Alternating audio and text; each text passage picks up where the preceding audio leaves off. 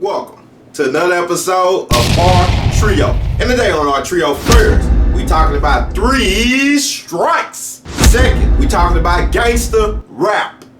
And third, we talking about the war on Africa. Our trio, let's go. Do it, do it, do it, do it, do it, do it, do it, do it, do it, do it. 3 strikes. It was a part of the 1994 crime bill. Hillary played a part in this bill. So did Bill Clinton. So did Joe Biden and a lot of other more people in Congress. This bill was basically created to control violent criminals and to enhance law enforcement. And what they would call the criminals is super predators. And super predators were people who were repeat offenders of violent crime. In which, you know, I'm all for taking bad people off the streets. But don't act like y'all don't know why people was being violent. Y'all brought crack into the community and the crime rate went up. Y'all brought guns into the community and the crime rate went up. And what did y'all do to fix the problem? Y'all created more police and more prisons. So what is that doing to fix the problem? And with that bill being signed, it basically gave the police department more money to hire more police and gave the government more money to make more prisons. And boom, mass incarceration happened. If y'all truly wanted to fix the problem, y'all would come in and rebuild the community that y'all destroyed. Everyone want to say, oh man, don't vote Democrats, they don't like black people. Well, let me tell you something, Democrats or Republicans don't like black people as far as I'm concerned. Ain't none of y'all did nothing for me.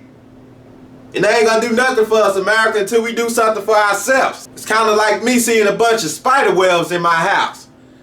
I'm like, man, these spider webs is a problem. I have to get rid of them. I take them all down, come back again the next day, it's more spider webs up. Well, it's a problem. I'm gonna have to get rid of it. If I don't get rid of the spider web's not going anywhere. That's the same problem with America. If y'all don't fix the black community, crime not gonna go anywhere. Y'all can create more prisons and more police, but that's not gonna fix anything but put more money in the government pocket, in which that's what y'all truly wanted to do. Prisons create more jobs. It's slavery. I only have to pay you $1 an hour to do a job. So I'm winning. And with police, I created more jobs, which gonna keep my prisons full. I see Bill Clinton want to apologize for it, but if you truly want to apologize, fix what you have did. Go back in the community and reverse some of the bad you did. Next. Gangster rap. See, gangster rap started kind of as a documentary telling us what was happening in the 80s and the 90s. They were letting us know that the police were dogging us out. And why was they doing that? Go back to what I said earlier, because of mass incarceration.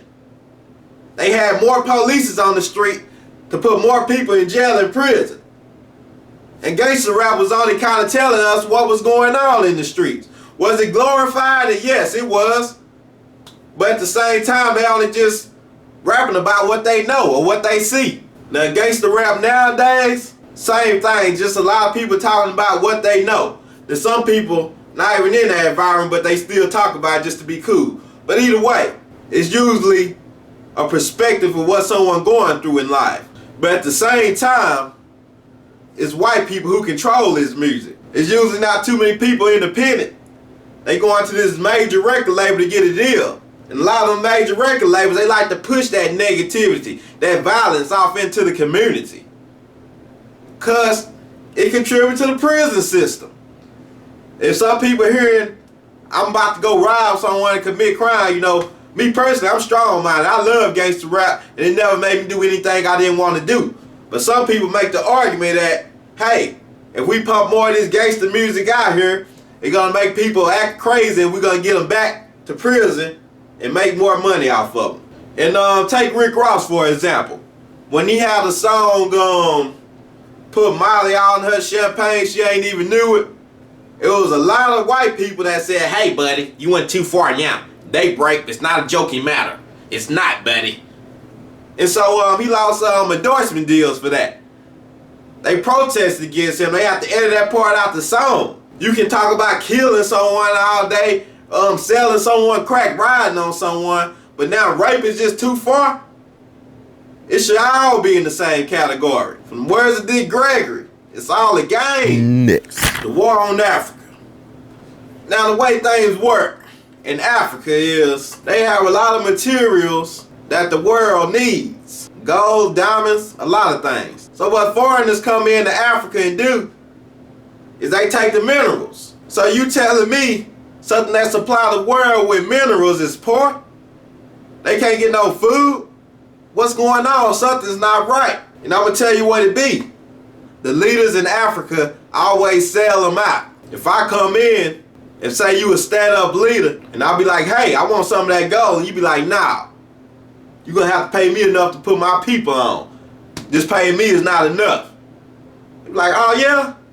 Don't worry about it. I'm gonna go over here and holler at this next country and tell them what I got. Like, hey man, I got $3 million, $2 million for you. You go over there and take their gold.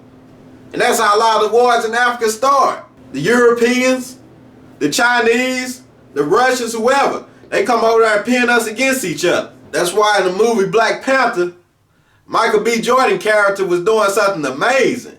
He was trying to bring all the nations together. And they made him the villain. He was the hero. Subscribe, subscribe, subscribe. Click that notification bell to keep up with me when I post 3 different topics coming at you 3 times a week. If you want the latest R Trio shirt, hit me up.